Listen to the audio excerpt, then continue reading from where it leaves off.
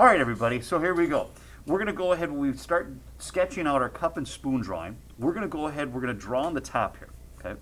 You want to draw it larger than life, and like I said, you want to go ahead, you want to make kind of ellipse shape, all right? As I mentioned, it's kind of like a jelly bean, a rugby shape, okay? I want to go ahead and kind of circle this in here. Don't draw it flat, and unless you're looking straight down at it, it's not going to be completely circular, okay? So be careful of that. Then what I want to do is this, I want to get the sides, the edges. Now, they don't go straight down. You guys, if you look at the cup, okay, the sides, the edges, they kind of slant down towards the bottom, all right? It gets smaller, get to a smaller circle. So what I want to do is this, I'm going to bring the two edges in a little bit, okay, because I got a little bit of this lip that kind of comes over the side. And I'm going to go ahead and angle them inwards, okay? I'm going to get down here. Now, here's the interesting part. A lot of times kids do this really good, and then they do this. Boom. No. Okay? That bottom angle isn't flat, isn't straight across, unless you're looking way down at it, but you're not. You're looking at it at an angle. So the arc that you have here on the bottom part of the top is going to be the same arc down here. Okay? It's going to have kind of that same kind of feel to it. So you want to make sure that you capture that as well.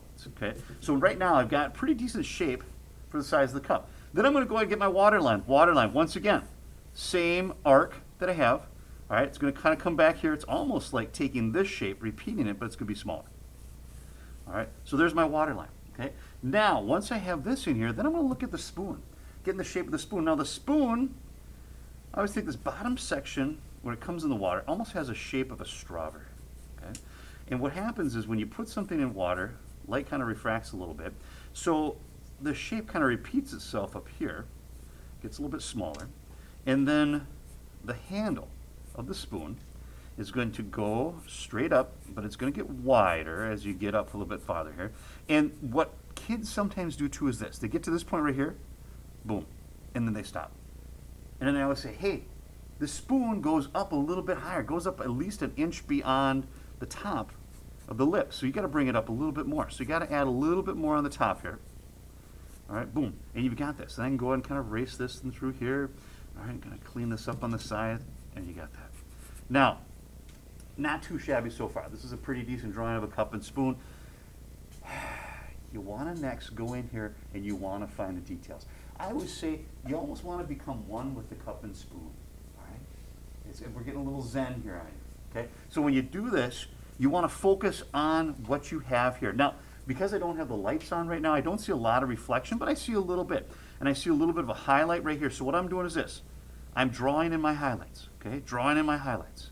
Up here on the side here, here's the window right here. But then also, too, I noticed that there's this big black blob right in the middle of my spoon.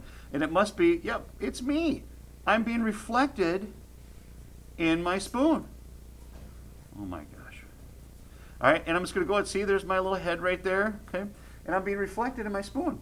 Huh, that's just crazy.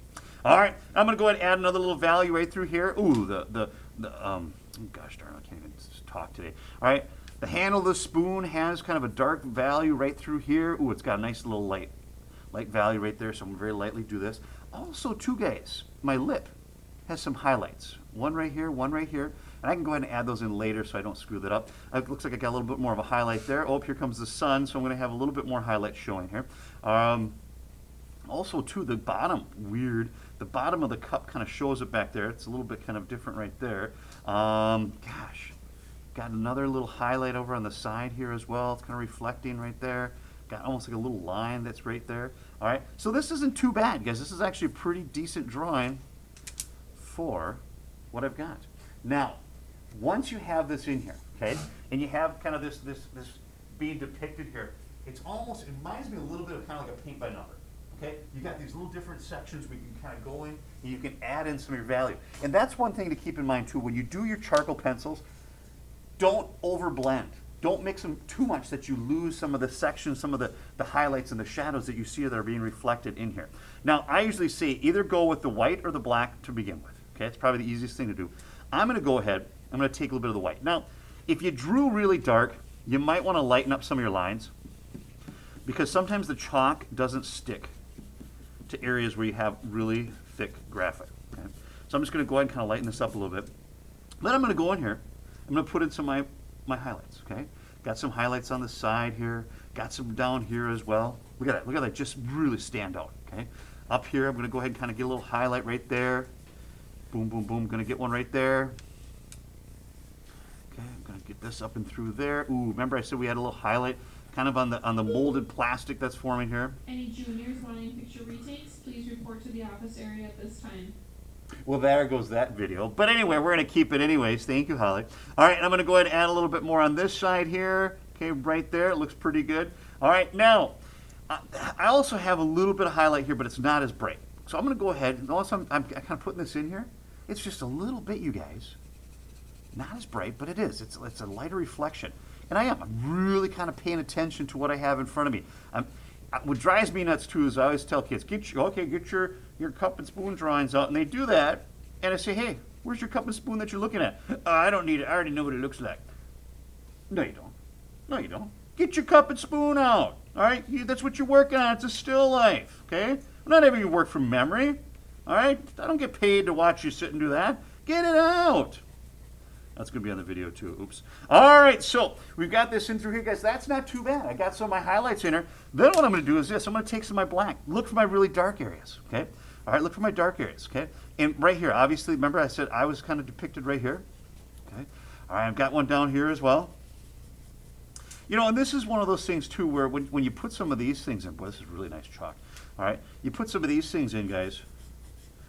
You might want to think about taking a blending stump. You guys have blending stumps, correct? Okay. All right. You're going to take your blending stump, guys, in these smaller areas, and this is where it's going to really work out for these, is go ahead and take this and kind of just smooth this in. If you need to go a little bit darker, you can go ahead and do this. Sometimes you can take a dirty one. Like if you have some values that aren't quite as dark, just go ahead and take it in through here. Put it right through here. That'll work pretty good. Okay. And then looks like the tip of this. Boy, the tip of this spoon's a little bit darker too. So I'm going to go ahead and kind of add this in through here. Use the paper maybe to kind of help capture a little bit of those midtones. Or take a pencil, okay? You got some areas that might be a little bit darker than the color of the paper. Go ahead and use the pencil, okay? It was interesting. Previous hour, somebody said, hey, boy, you really need that pencil to kind of capture and make these things look more realistic, don't you? Absolutely you do, okay? You know, it's not a bad idea to have that, okay? I'm going to go ahead and kind of add a little bit more up through here. All right, I'm going to go ahead and take care of this. A few other details here. Got this right through here. Boom. Okay, looks very good. Okay, well, it kind of made that a little bit big, but that's all right. Okay, all right. And of course, I want to kind of fill in a little bit more of this handle a little bit later here as well. Okay, but I'm just gonna try to get kind of the shape of this to begin with. All right, not too shabby. All right, now the cup itself, you guys, is also going to have a little bit of value, but like I said, it's not quite dark enough for the charcoal pencil. This is kind of where I want to go ahead, probably just use regular pencil, okay? So I'm going to go ahead and kind of maybe add a little bit of value in through here. If it's a bigger area, you guys, that you're shading, sometimes the toilet paper is not a bad idea to use it to kind of blend it in, okay? Looks like it's a little bit more of a darker value kind of in the back here as well. All right, kind of next to that. You know, and the other thing too is this, you know, a lot of times people say, well, it's a clear plastic cup, I really don't see anything as far as any shadows or highlights. Yeah, no, if you pay attention to this, you guys, you should be able to see them. In fact, I'm looking at this again too. I actually have some lighter highlights right through here. All right, so I'm going to go ahead and kind of add those little lighter highlights. Remember I said, ooh, I had this one down here too. I missed this one.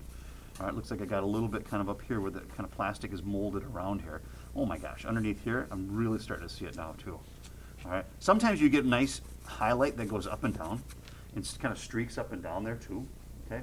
So, I mean, really kind of pay attention to this, but it's slowly starting to come together where you can kind of start seeing that, okay, yeah, it's a see-through, it's a plastic cup. All right, we got that going on. That's pretty cool. And then you got the spoon here too. It's made out of metal.